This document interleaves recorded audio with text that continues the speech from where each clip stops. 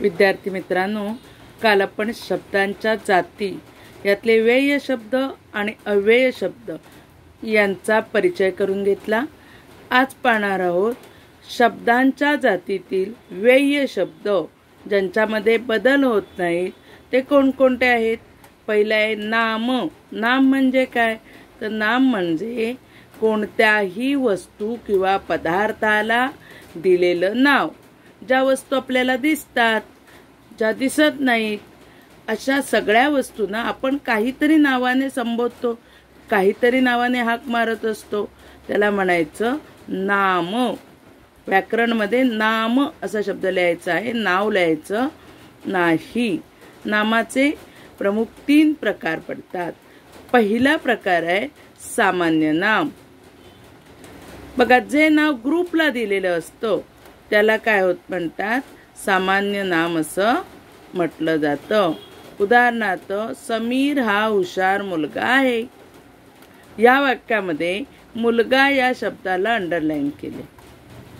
Okay, मुलगा हा शब्द मुलगा या जातीसाठी लागू पडतो, मुलांसाठी लागू पडतो। गंगा ही पवित्र नदी आहे।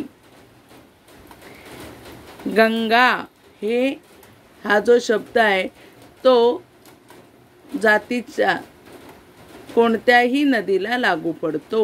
नदी हा शब्द नद्यांना सगळ्या लागू पडतो। मुंबई हे प्रमुख शहर आहे। शहर हा शब्द कोणत्याही शहराला लागू पडतो। म्हणजेच काय, थोडक्यात आपला प्रॉब्लेम होतो की सामान्य नाम कसं ओळखायचं?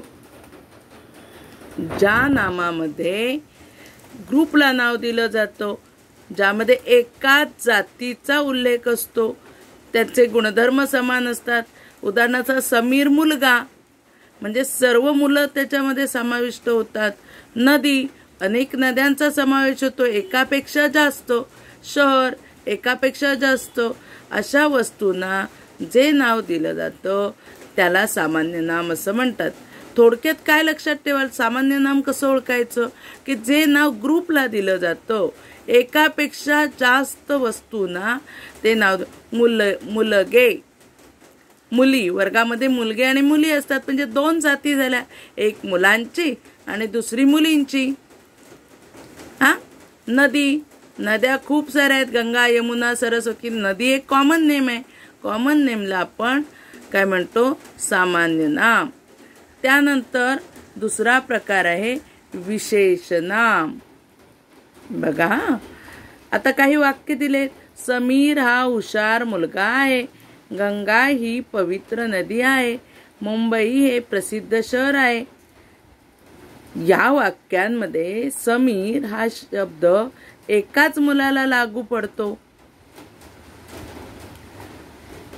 गंगा हा शब्द एकाच नदीला लागू पडतो, एकच नदी आहे। मुंबई एकच शहर आहे। अशा प्रकारे समीर, गंगा, मुंबई ही नावे अशी आहेत की त्यांना ती त्या जातीतील एका विशिष्ट वस्तूला किंवा व्यक्तीला लागू पडतात। ही नामे व्यक्तिवाचक आहेत। व्यक्तिवाचक नामांना व्याकरणात विशेष नाम म्हणून ओळखलं जातं। गंगा, मुंबई ही विशेष नामे आहेत। ज्या नामाने शब्दाच्या जातीचा बोध होत नसून त्या जातीतील विशिष्ट व्यक्तीचा किंवा प्राण्याचा बोध होतो, अशांना विशेष नाम म्हणायचं। साधं सोपं आहे की जे जगामध्ये एकच आहे, जसं मुंबई शहर, मुंबई हे एकमेव आहे, दुसऱ्या शहराला मुंबई म्हणणार नाही, म्हणून ते काय झालं? विशेष नाम। समीर हा एकच मुलगा आहे, दुसरा समीर नाहीये। गंगा ही एकच नदी आहे, दुसऱ्या नदीला यमुना म्हणून आपण गंगा नाही म्हणणार।